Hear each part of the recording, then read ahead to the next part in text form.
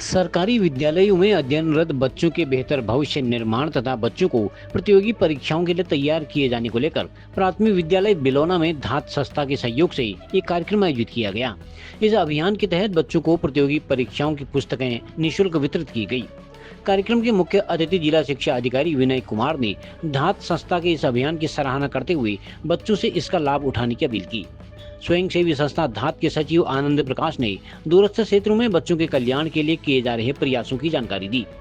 विद्यालय की प्रधानाध्यापिका प्रतिभा कांडपाल, प्रकाश जोशी, सुनीता, सार्थक व ललित ने संस्था की सराहना करते हुए आभार जताया।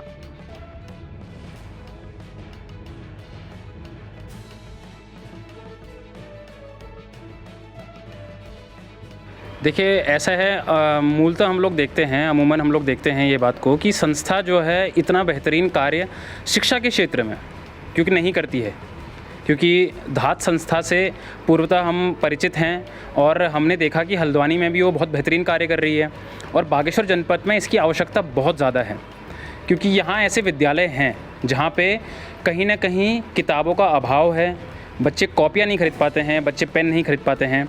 तो संस्था के माध्यम से कहीं ना कहीं उनको ये सामग्री मिल रही है, क्योंकि बच्चों में यहाँ कहीं ना कहीं प्रतिभा तो है लेकिन उनके पास संसाधन नहीं है।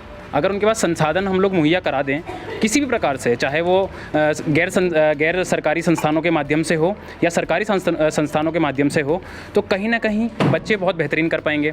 और दूसरी बात रही धात संस्था की बात, तो जैसा अभी आदरणीय सचिव महोदय ने भी बताया हमको कि इनकी जो संस्था है वो संस्था कहीं ना कहीं शामा जैसे दूरस्थ क्षेत्रों में भी कार्य कर रही है। इसका मेन उद्देश्य ये था कि बच्चों में जो छुपी प्रतिभा है उसको उजागर करने का।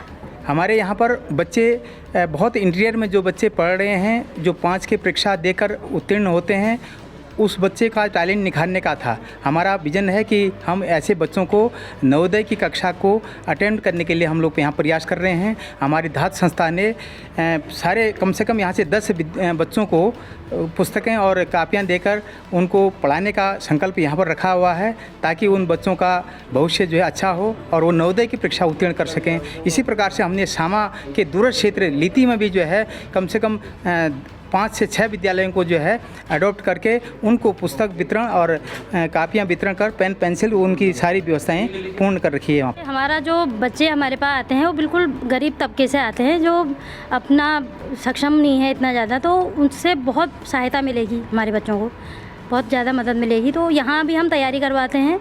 तो ये संस्था जो है किताब का वितरण कर रही है, कॉपियाँ दे रही हैं और लिखने के लिए संसाधन दे रही है, तो ये हमारे बच्चों को बहुत मददगार साबित होगा। न्यूज़ 31 के लिए ब्यूरो रिपोर्ट।